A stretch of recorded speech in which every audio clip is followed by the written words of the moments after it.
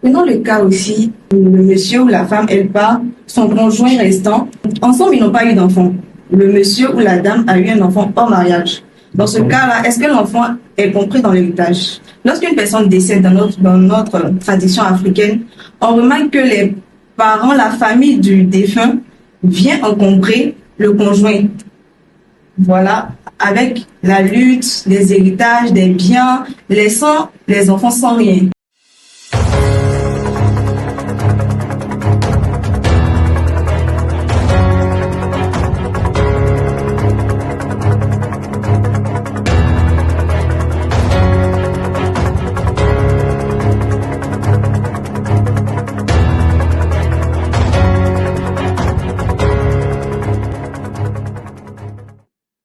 Lorsqu'une personne décède, c'est toute une famille qui est en deuil. Mais au-delà de cette tristesse, se cache un véritable problème d'héritage. Surtout que la personne décède sans laisser de testament. Aujourd'hui, nous allons parler de la question de l'héritage d'une personne qui décède sans laisser de testament avec monsieur Aka Joad Krou, bonsoir. Bonsoir. Et bienvenue sur le plateau de Juriste TV. Merci. Sans plus tarder, nous allons passer à la première question, voilà. Que savez-vous d'un testament? Bon, je peux dire que un testament, c'est d'abord un acte juridique que toute personne de son vivant exprime, dans lequel toute personne de son vivant exprime ses dernières volontés avant de mourir. Voilà. Avez-vous déjà parlé de la succession de biens sans testament? Oui, parler de la succession de biens sans testament, c'est courant parce que c'est ce qu'on a l'habitude de voir à chaque fois dans nos différentes familles. Parce que tout le monde n'a pas cette culture juridique-là de pouvoir rédiger un testament avant sa mort pour préparer la succession de ses biens. Donc, on fait face très souvent à une succession qui se fait sans testament. Et selon vous, lorsqu'une personne décède sans laisser de testament, à qui revient réellement ses biens? Cette question, c'est une question fatidique parce que ça fatigue beaucoup de personnes qui ne sont pas dans les secrets du droit. Donc, pour ma part, je vais dire que il y a plusieurs personnes qui héritent des biens d'une personne qui est décédée sans laisser de testament. Mais les principales personnes, on va citer les enfants et le conjoint survivant. Voilà. Parce qu'il faut noter aussi que le fait de pouvoir donner un bien ou de pouvoir permettre au conjoint survivant de pouvoir succéder au découillus, on va dire à la personne qui est décédée, c'est comme ça qu'on dit en droit, au découillus, c'est un avènement qui est apparu récemment.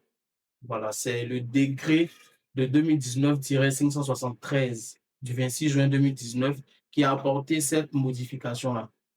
C'est une modification qui met comment je vais dire, qui met le conjoint survivant sur la liste des personnes succédantes. Et pourquoi, selon vous, ce sont les enfants ou le conjoint survivant qui doivent hériter des biens en premier lieu? Donc, selon moi, en premier lieu, pourquoi? Parce que ce sont les personnes les plus proches de, du conjoint survivant. Par exemple, les enfants, ce sont les descendants même du dépouillos. Donc, qui de mieux que ces personnes-là pour hériter des biens ou du travail, de l'effort que leur père ou leur mère a eu à faire de son vivant. Et pour le conjoint ou la conjointe, c'est tout à fait normal. On a partagé une vie ensemble. Il faudrait que, en allant vers le très haut, je puisse te laisser quelque chose. Voilà, c'est toute une reconnaissance, on va dire ainsi. Dans le cas où la personne décédée n'est pas mariée Mhm. et elle n'a pas d'enfant, D'accord. à qui revient réellement l'héritage? Dans ce cas-là, on va dire que l'héritage revient aux parents du décédé. Quand je parle de parents, il y a différents degrés au niveau de l'héritage, au niveau de la succession. Quand une personne décède et qui n'est ni mariée, il n'a ni enfant, ses biens sont partagés en deux parts. Une partie à ses parents, c'est-à-dire père et mère, une autre partie à ses frères et sœurs. Voilà. Et faut retenir aussi que c'est des deux côtés.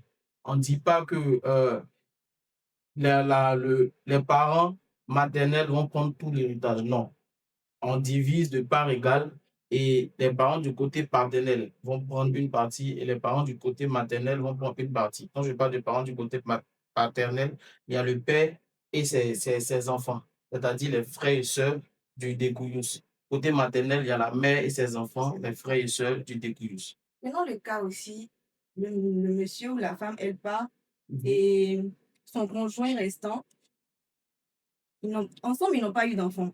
Ils D'accord? ont eu l'enfant, le monsieur ou la dame a eu un enfant hors mariage. Dans ce D'accord. cas-là, est-ce que l'enfant est compris dans l'héritage? Faut retenir, ce qu'il faut retenir, chose bizarre, c'est que la loi met toutes ces personnes-là à un même pied d'égalité.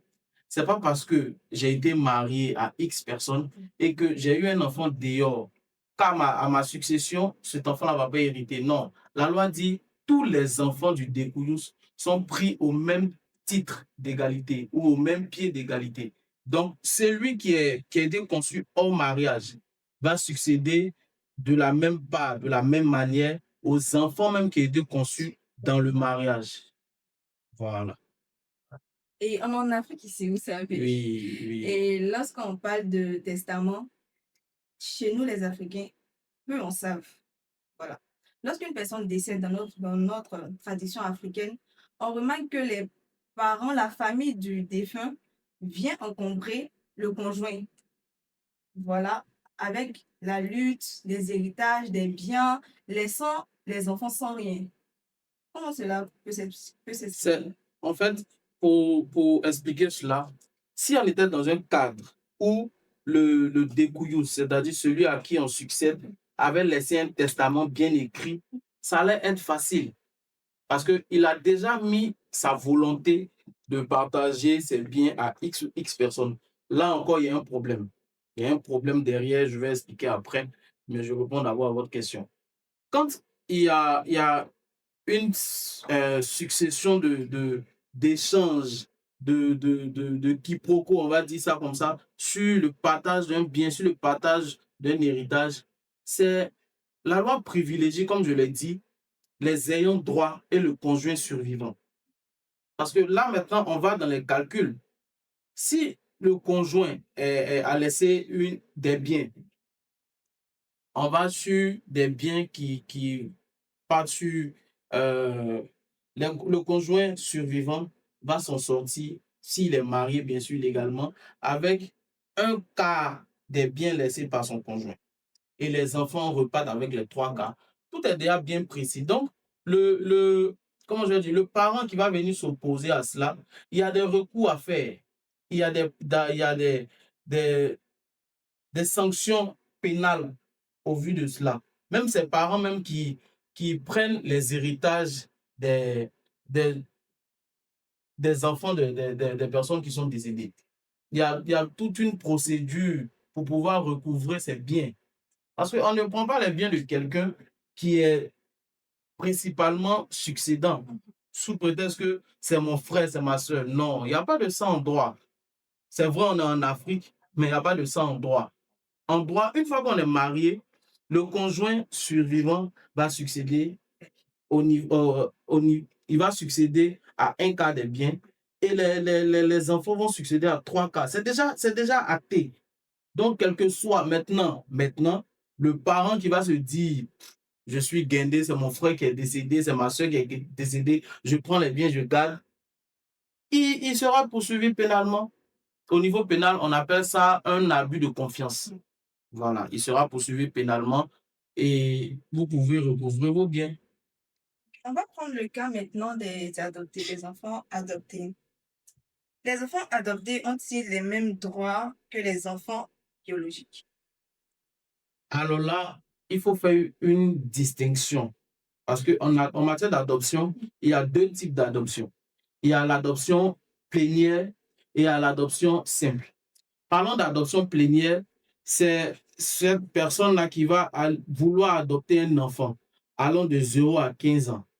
Quand il adopte cet enfant-là, le lien d'adoption là fait de telle sorte que cet enfant qui a été adopté, ou du moins l'a adopté, coupe tout lien de filiation avec sa famille biologique. Donc, directement, il devient enfant biologique de l'adoptant, c'est-à-dire de celui qui l'a adopté.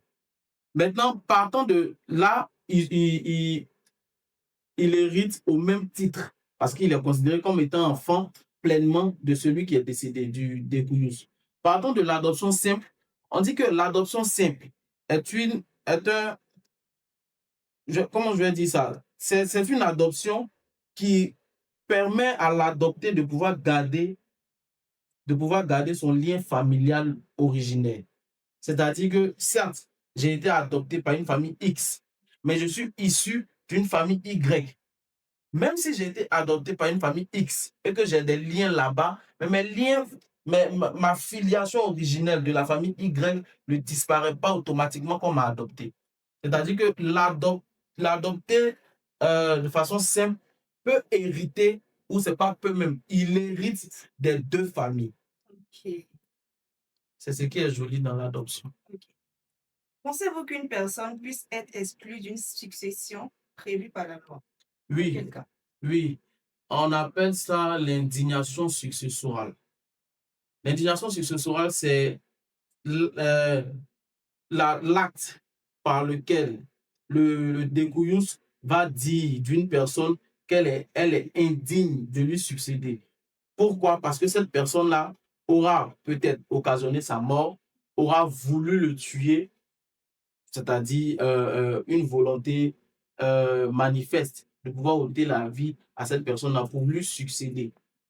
Vous voyez? Et dans ces cas-là, il y a aussi l'injure grave. Dans ces cas-là, le découillus peut dire qu'il ne veut pas que ce dernier-là puisse lui succéder. Vous voyez? Du coup, avant de partir, le découillus peut avoir bien réfléchi. Il va dire peut-être à sa femme ou à son mari, si on parle d'une femme qui est décédée, qu'elle pardonne ou il pardonne à ce fils-là qui a été déclaré tantôt indigne.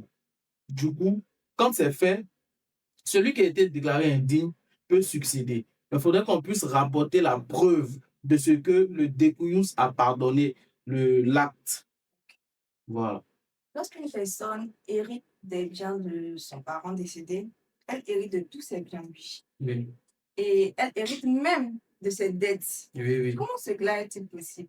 Oui, mais on dit que une personne qui succède, qui hérite, l'héritage, il faut compter les actifs et les passifs du dépouillus. Parce que tu ne vas pas venir hériter seulement que des biens, c'est trop beau pour être vrai. Voilà, le dépouillus de son vivant, il avait des dettes aussi. Donc, pendant que tu prends les biens, tu succèdes aussi aux dettes. Maintenant, il y a trois niveaux. Le premier niveau, quand tu acceptes de succéder pleinement, tu acceptes et les biens et les dettes. Il y a le deuxième niveau qui va venir dire, qui va apporter une précision, qui dit que tu peux accepter de succéder, mais tu succèdes au-delà de ce que tu as reçu. Je prends un exemple. Si tu as succédé dans le partage des biens, on t'a donné peut-être 100 millions. Donc, toi, tu ne peux pas accepter, quand tu dis que tu veux ce type de succession-là, tu dis automatiquement que si j'ai eu 100 millions dans la succession et qu'il y a une question de dette, je ne peux pas prendre une dette qui dépasse 100 millions. Je dois m'arranger ou ils doivent s'arranger à me donner une dette qui va de 0 à 100 millions, c'est-à-dire qui va partir, qui va comprendre ce que j'ai eu comme bien.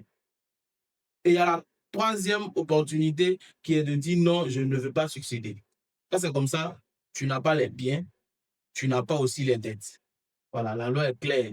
Parce qu'on ne va pas venir jouer la loi. Maintenant, bon, on te donne tous les biens là. Qui va payer les dettes? Payer les dettes. C'est ça le problème. Il n'y a jamais de position de négatif. Oui, c'est ça. Donc, tu ne peux pas avoir le beurre et puis l'argent du beurre en même temps. Il faut accepter aussi que les fourmis viennent sur le beurre. C'est important. Monsieur Jean Crou, Joanne Crou, la question de l'héritage aussi révèle plusieurs problèmes. D'accord. Et ici, lorsque des enfants reçoivent de l'héritage et qu'ils ne sont pas d'accord sur le partage, comment est-ce que ça se fait? Bon, il n'y a pas à être d'accord sur l'héritage, hein. L'héritage, là, je vous explique. Là, on va partir cas par cas. Ok. Partons du cas où le débrouillus n'a pas laissé de testament. La loi dit que les enfants ont 3 quarts des biens du débrouillus. Les 3 quarts se partagent comment? Les 3 quarts se partagent de façon équitable. En matière de droit, il n'y a pas à faire de droit d'aînesse. Il n'y a pas à faire de dire que, ah, c'est mon grand frère, comme je suis le grand frère, si c'est un bien qui coûte 200 millions, par exemple, moi je prends 100 millions, et puis vous les 4 là, vous débrouillez les 100 millions. Non, il n'y a pas ça dedans. On dit l'équité et l'égalité en droit. C'est la beauté du droit, en fait. Si il y a 4 enfants, et que ce sont des biens qui sont évaluables à 200 millions, chacun des enfants va prendre 50 millions, 50 millions, 50 millions. Il n'y a pas à faire de dire, comme lui, c'est le grand frère. Non, il n'y a pas d'âge en matière d'argent. Le deuxième cas, c'est le cas où le dépouillus pourra laisser un testament. Il laisse le testament, c'est sa volonté propre qu'il les met dans le testament. Et il dit, par exemple, que vu que cet enfant-là, il est mon protégé, il est mon meilleur enfant, c'est lui, quand j'envoie, il s'en va. J'ai des biens de 200 millions. À lui, je lui donne 150 millions et aux autres, je donne 50 millions. La loi dit non. Parce que la loi même si tu as un testament, la loi encadre ce testament-là. La loi parle on va parler ici de quotité disponible. C'est quoi la quotité disponible? C'est une part que la loi donne au débrouillus qui lui est possible de donner, de partager à qui il veut. Donc, sur les 4, on va dire sur l'ensemble de ses biens, il n'a pas la possibilité de dire, par exemple, que cet enfant X va hériter de la moitié de ma fortune. Non. Ou bien va hériter du 3 quarts de ma fortune. Non. Les 3 quarts qui sont partagés, même quand il n'y a pas de testament, ce sont les mêmes 3 quarts-là qui restent. La quantité, la quantité disponible est de 1 quart. Donc, c'est de ces 1 quart-là que le dépouillus peut jouir librement. Il peut dire, par exemple, que oui, OK, les 3 quarts-là, on partage ça de façon équitable aux enfants. Et les 1 quart qui reste, moi, je donne ça à mon préféré.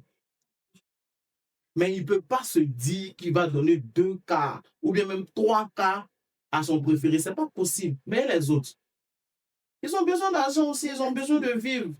Voilà, c'est pour tout le monde que tu as travaillé. Je ne dis pas aussi aux gens d'être impolis vis-à-vis de leurs parents. Ce n'est pas parce que j'ai dit ça que ce n'est pas tout le monde qui fait un testament, hein. Voilà, tout le monde n'a pas la notion de faire un testament.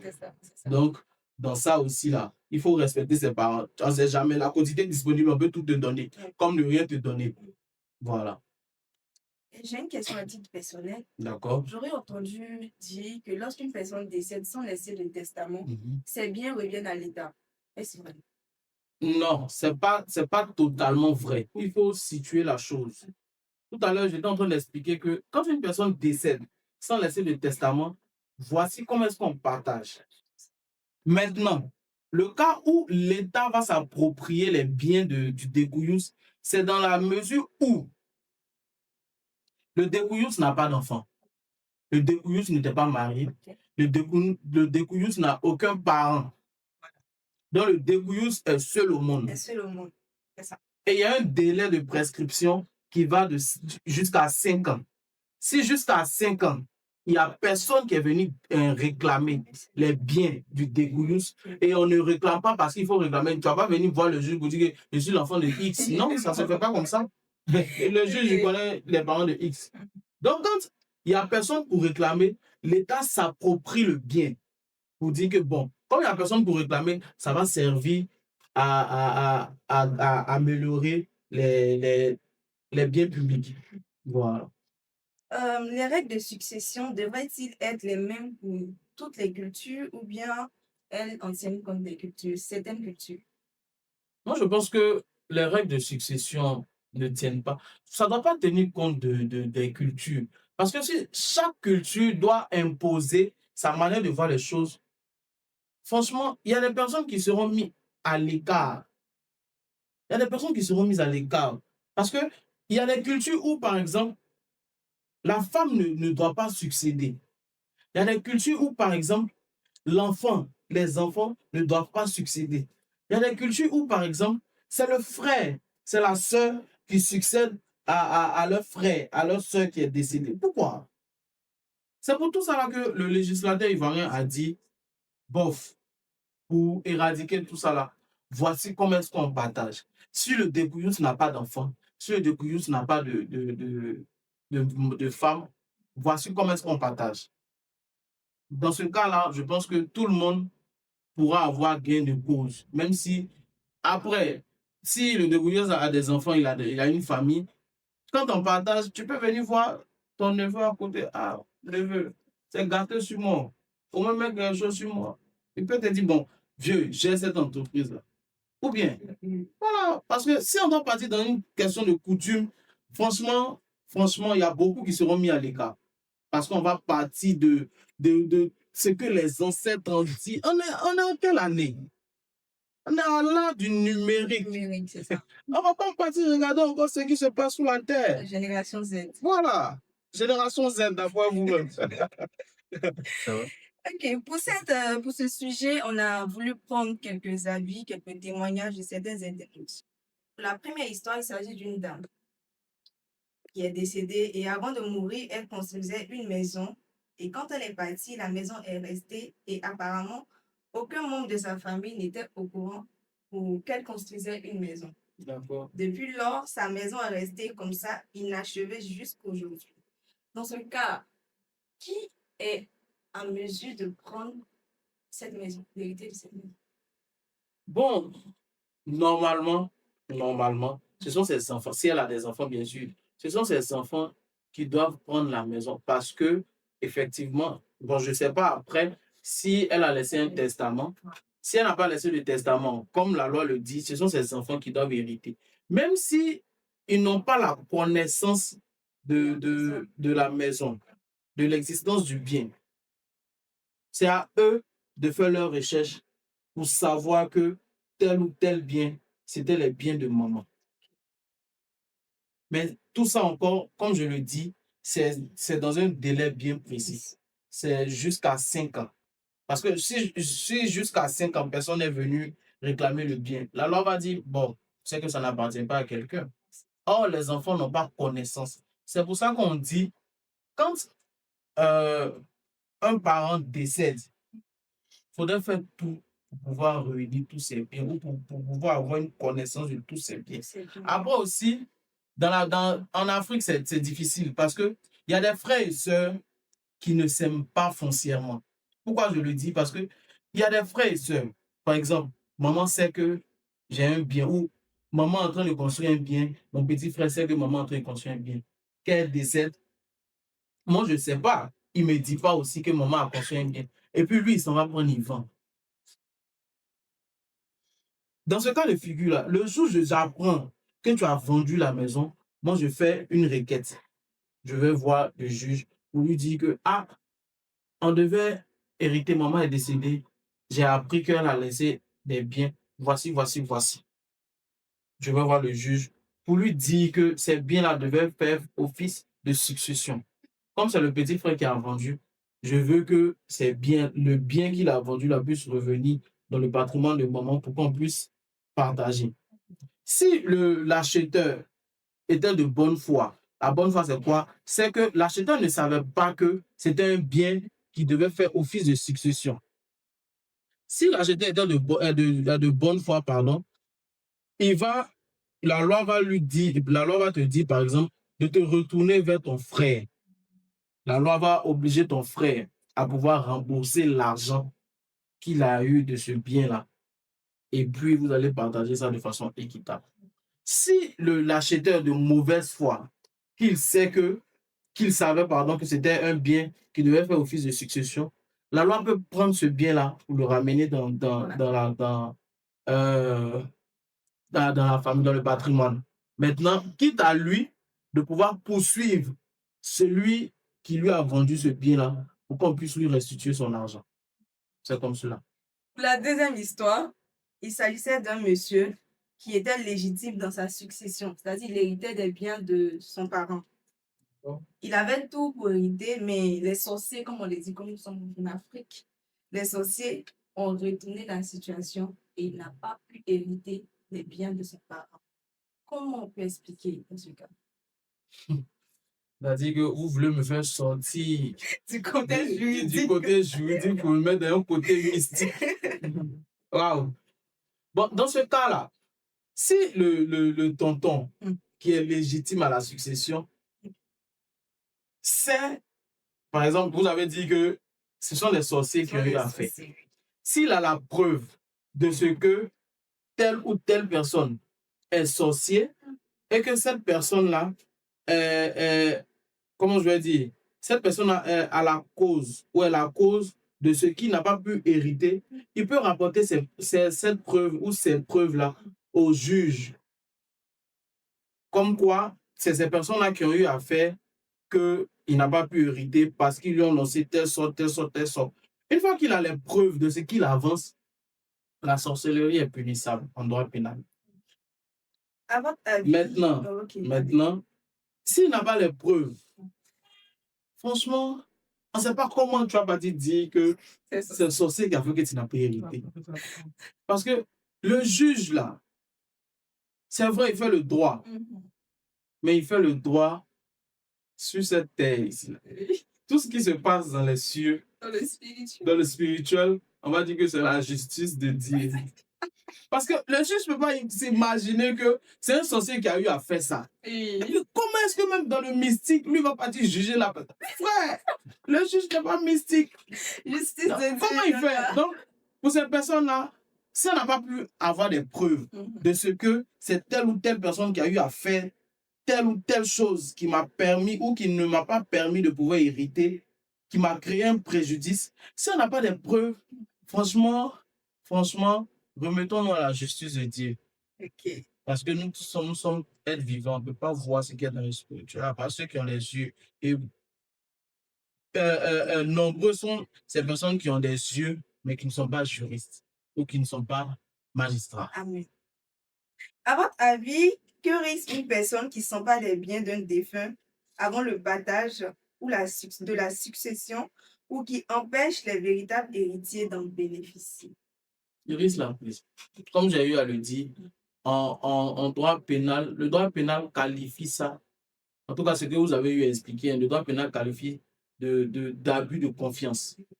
Voilà, parce que tu vas usurper de ton titre d'oncle, de ton titre de tante, de ton titre de père, de mère, du défunt, pour dire que ses enfants ne vont pas prendre. Ça, c'est à moi, ça, c'est mon fils, c'est moi qui l'ai porté 9 mois. Oui, mais tu l'as porté 9 mois, il est marié à quelqu'un, il a fait des enfants.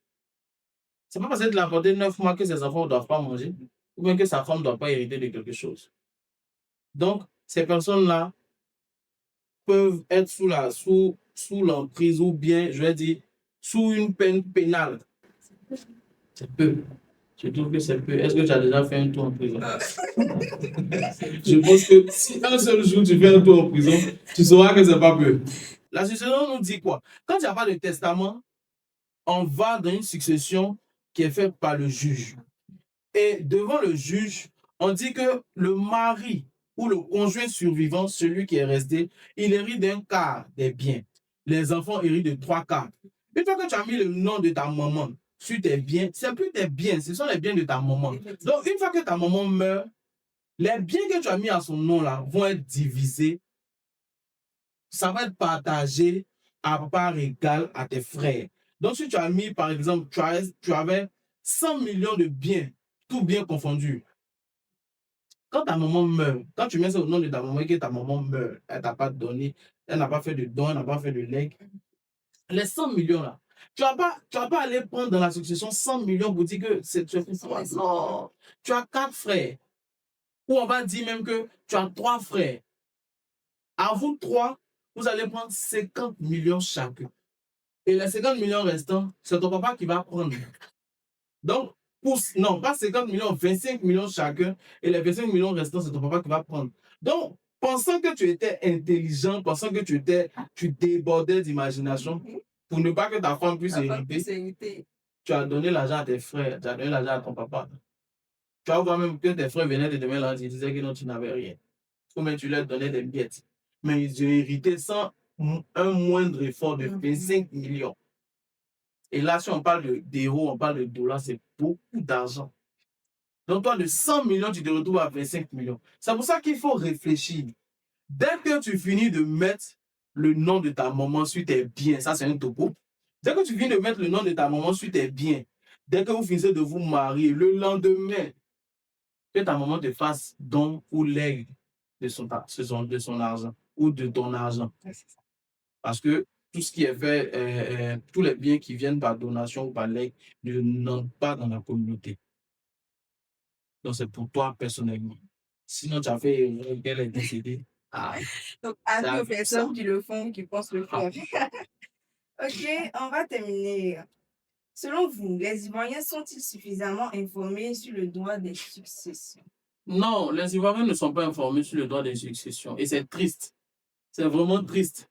Pourquoi? Parce que tout le monde pense que quand papa ou maman va mourir, ce sont ses frères, ou tout le monde se rabat sur la coutume.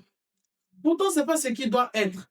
Une fois qu'il y a un parent, papa, maman qui est décédé, automatiquement la succession s'ouvre. Automatiquement la succession s'ouvre. Donc, c'est à vous maintenant de mener les démarches pour faire comprendre, s'il n'a pas laissé de testament, pour faire comprendre au juge que,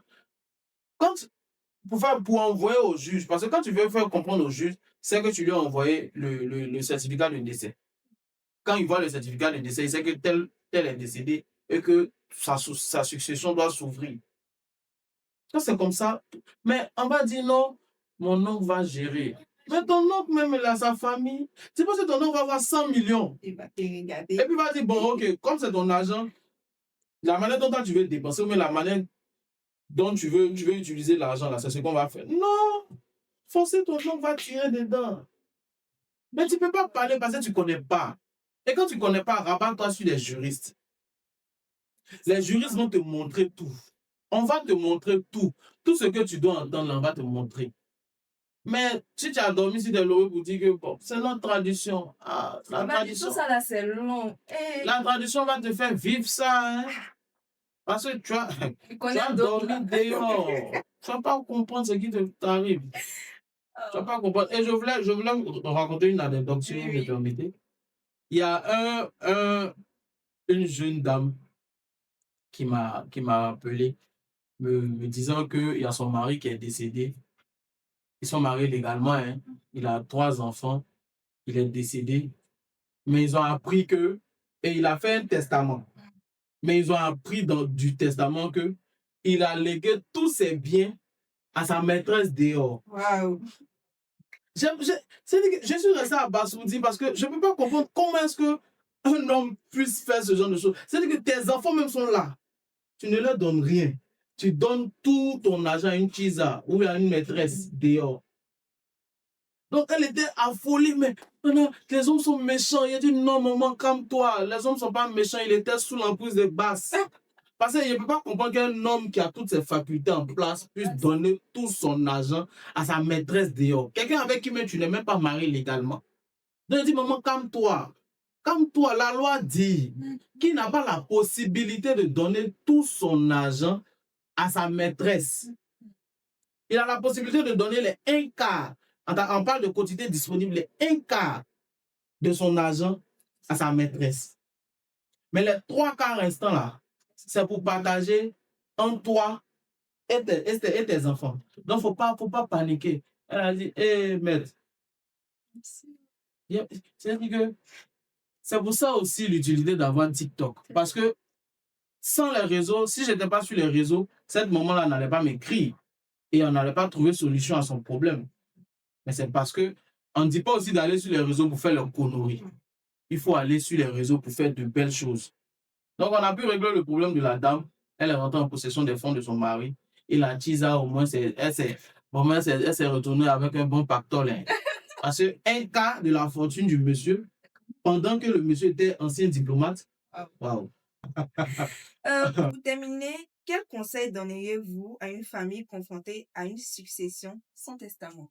Ah, c'est déjà terminé. Mm. Bon, ce que je peux dire, c'est de se référer à un juriste.